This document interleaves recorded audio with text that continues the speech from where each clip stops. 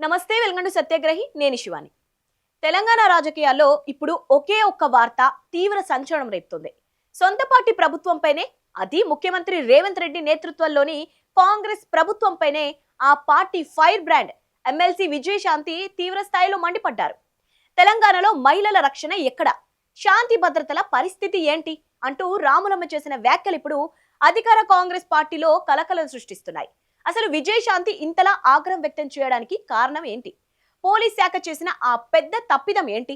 ఒక లంచం కేసు 6 ప్రాణాలు పోవడానికి ఎలా కారణమైంది? ఈ వీడియోలో పూర్తిగా తెలుసుకుందాం. స్కిప్ చేయకుండా చివరి దాకా వాచ్ చేయండి. రాములమ్మ అగ్గి మీద గుగ్గిలమవుతున్నారు. 2-3 రోజులుగా రాష్ట్రంలో తీవ్ర కలకలం రేపిన షాబాద్ మర్డర్లపై విజయశాంతి ఒక రేంజ్ లో ఫైర్ అయ్యారు.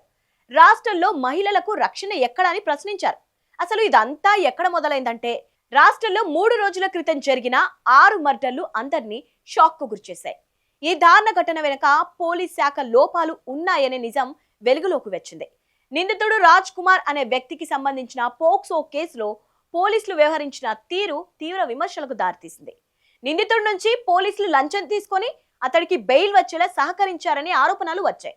అలా నిందితుడు బయటకు రావడం ఎంతటి ఘోరానికి దారితీసిందంటే, బయటకు వచ్చిన ఆ ఉన్మాది ఏకంగా 6 ప్రాణాలను కడతేర్చడానికి ఆస్కారం ఏర్పడింది.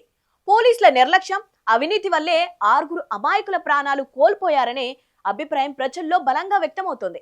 ఈ వార్త తెలిసినప్పటి నుంచి తెలంగాణలోని మహిళా లోకమంతా ఒక్కసారిగా షాక్ కు గురైంది. ఈ ఘోర కలికానికి పోలీసుల నిర్లక్ష్యమే కారణమని తేలడంతో కాంగ్రెస్ ఎమ్మెల్సీ విజయశాంతి ఏమాత్రం వెనకాడకుండా సొంత ప్రభుత్వంపైనే తిరుగుబాటు బావుట ఎగరవేశారు. పోలీస్ శాఖలోని ఎలాంటి తీవ్రమైన లోపాల వల్ల తెలంగాణలో మహిళల భద్రతపై ప్రజల్లో, ముఖ్యంగా మహిళల్లో తీవ్ర అనుమానాలు, భయాందోళనలు తలెత్తే ప్రమాదం ఉందని ఆమె హెచ్చరించారు. రక్షించాల్సిన పోలీసులే లంచాలకు కక్కుర్తిపడి నేరస్తులను వదిలేస్తే ఇక మహిళలకు రక్షణ ఎక్కడ ఉంటుందని ఆమె ప్రశ్నించారు.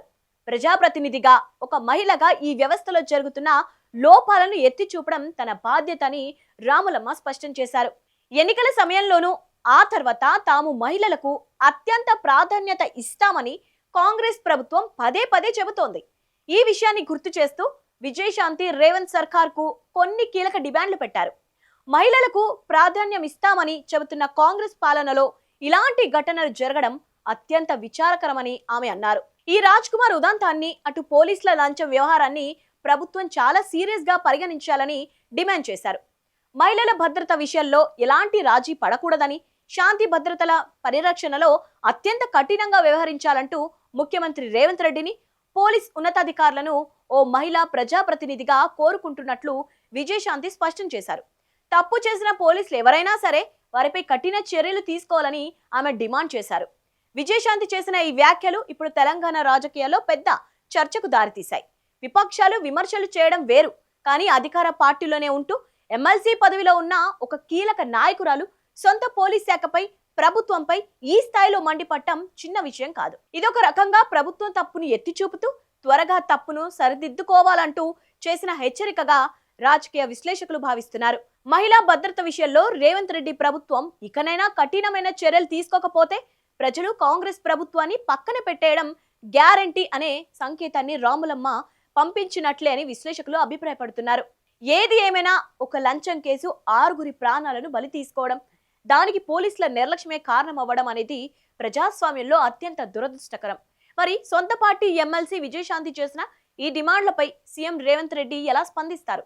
సదరు అవినీతి పోలీసులపై ఎలాంటి చర్యలు తీసుకుంటారు?